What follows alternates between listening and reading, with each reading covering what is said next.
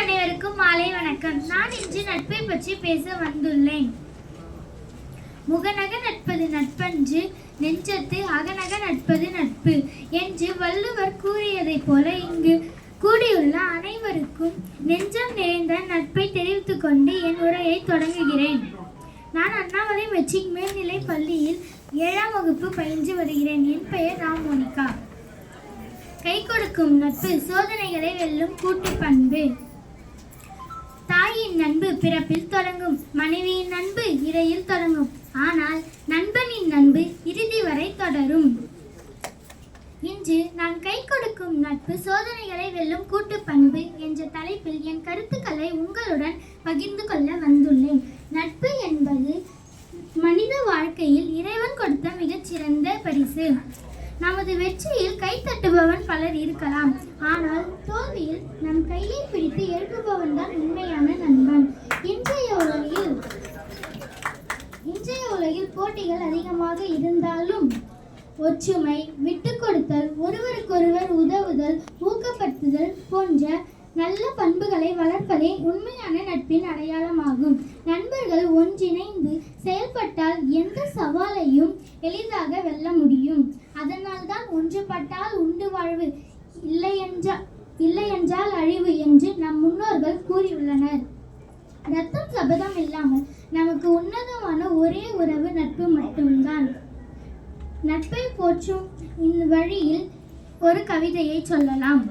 முகஸ்துதி பாடி மயக்குவது நட்பல்ல, துன்பத்தில் கோல் கொடுப்பது நட்பு, தவறு செய்யும் போது தடுத்து நிறுத்துவது நட்பு, இன்பத்தில் மட்டும் கை குலுக்குவது நட்பல்ல. நல்ல நண்பன் நம் தவறுகளை மறைப்பவன் அல்ல, அவற்றை சுட்டி காட்டி நல்வழிப்படுத்துவன். நம்முடைய கனவுகளை நம்பி தன்னம்பிக்கை அளித்து வெற்றி பாதையில் அழைத்து செல்லும் வழிகாட்டியும் நண்பனே.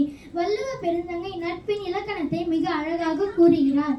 உடுக்க எழுந்தவன் கை போல ஆங்கே இடுக்கண் களைவதாம் நட்பு.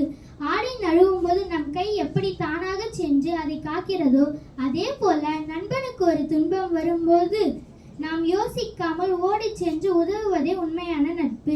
வரலாற்றில் கர்ணன், துரியோதனன் நட்பும் பாரி, கபிலன் நட்பும் உண்மையான நட்பின் எடுத்துக்காட்டுகளாக இன்றும் பேசப்படுகின்றன.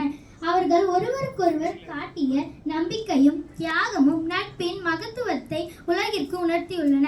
முடிவாக, நல்ல நண்பன் என்பவன் ஒரு நல்ல புத்தகத்தை போன்றவன், வாழ்வை முழுமைக்கும் வரை வழிகாட்டுவான். எனவே நல்ல நட்பை போற்றுவோம், நண்பர்களுக்கு உதவும் மனப்பான்மையை வளர்ப்போம், ஒற்றுமையுடன் செயல்பட்டு சோதனைகளை வென்று நாமும் நல்ல நண்பர்களாக வாழ்வோம். நன்றி, வணக்கம்.